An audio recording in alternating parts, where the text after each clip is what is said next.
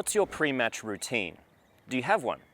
Before each match, I like to answer a couple of key questions that'll help me create some structure to our overall strategy.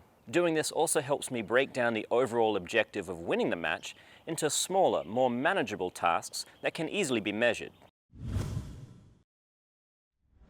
To answer this accurately, you'll need a good understanding of the quality of each of your opponent's third balls. If you don't know their games well, then you're going to need to watch them during the warm-up. You're looking for weaknesses and tendencies. Who has the weaker third ball, and who's the most likely to drive the ball. Your own team's skill may be perfectly suited to handle pace, in which case returning to the driver is a great option. Most players, however, feel more comfortable dealing with a third shot drop.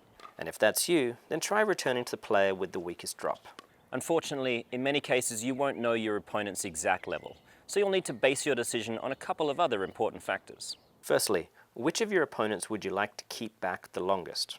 Typically, I'll choose the most dangerous player to return to, so I can avoid them coming in early and potentially poaching. If you're not sure which is the most dangerous player, then your decision comes down to one final question. Which player of your team would you like to be receiving the third ball, i.e. hitting the fourth ball? If I'm playing with a person of greater height, reach and power, then it's worth getting them the ball as often as possible when our opponents are hitting third balls. They will have a better chance of contacting the ball as a volley and therefore halting your opponent's momentum. This means returning to the player cross-court from your danger player.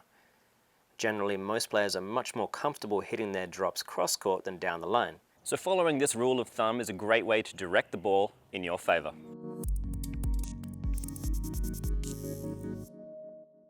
In many cases, you won't be able to Getting them the ball as often as possible when our opponents... That's great.